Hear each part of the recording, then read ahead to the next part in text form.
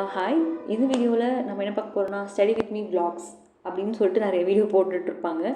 அதை பார்க்காதீங்கன்னு சொல்கிறதுக்கான வீடியோ தான் இது. ப்ளீஸ் இந்த மாதிரி வீடியோஸை கொஞ்சம் அவாய்ட் பண்ணிக்கோங்க. எக்ஸாம் டைமில் அவங்க நிறைய என்னென்னமோ போடுவாங்க, அதை பார்த்துட்டு அவங்க அப்படி பண்ணுறாங்க நம்ம அப்படி பண்ணலாம் அப்படின்னு சொல்லிட்டு இருக்க வேண்டாம். ஏன்னா இதில் நானும் நிறைய அஃபெக்ட் ஆகிருக்கேன்.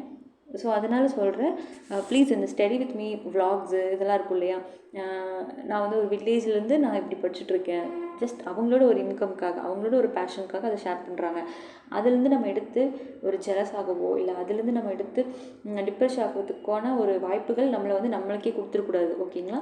ஸ்டடி கண்டென்ட் பாருங்கள், ஜாலியாக இருக்கணுமா, அதுக்கு வேறு ஏதாவது ஒரு கண்டென்ட் இருக்கும் இல்லையா, like comedy scenes, movie scenes, அந்த மாதிரி பாருங்கள். vlogs எல்லாம் பார்த்துட்டு அதை பார்த்து டிப்ரெஷன் ஆகிக்கவே வேண்டாம். எக்ஸாம் டைம் வந்துருச்சு. ஸோ ப்ராப்பராக யூட்டிலைஸ் பண்ணிக்கோங்க.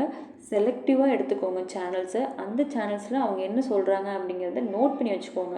நம்ம கேட்க ஆமாம் இதுதான் தெரியும் அப்படின்னு சொல்லிட்டு இருப்போம். பட் அந்த வீடியோ எண்ட் ஆனதுக்கப்புறம் அவங்க என்ன சொன்னாங்கன்னு கேட்டால் மறந்து போயிருக்கோம். அதனால அவங்க என்ன சொல்கிறாங்க, இம்பார்ட்டன்ட் ஈஸியான ஒரு சின்ன டிப்பாக இருந்தாலுமே அதை எழுதி வச்சு திருப்பி பார்க்குறதுல தான் இம்பார்ட்டண்ட்டாக இருக்குது.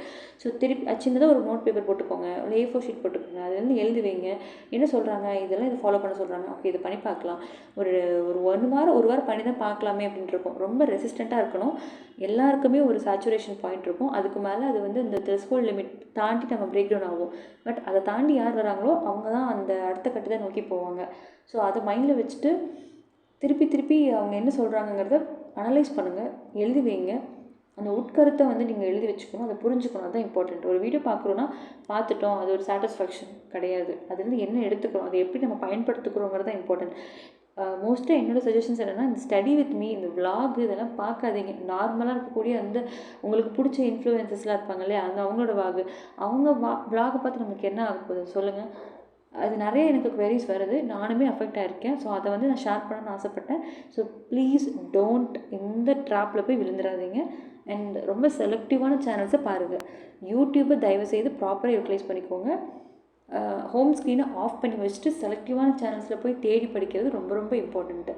இது நான் படிச்சிருக்கேன், 1.5 years நான் அதை ஃபாலோ பண்ணியிருக்கேன். அதனால சொல்கிறேன், ட்ராப்பில் போய் மாட்டிக்காதீங்க. இந்த சஜஷன் பாக்ஸில் போயிட்டு தம்ப்நெயிலை பார்த்து கிளிக் பண்ணி இது பண்ண வேண்டாம். Okay, it's my suggestion. And இது வந்து அவுட் ஆஃப் தி ப்ரிப்பரேஷன்லேருந்து நான் கொடுக்கக்கூடிய சின்ன டிப், அவ்வளோதான்.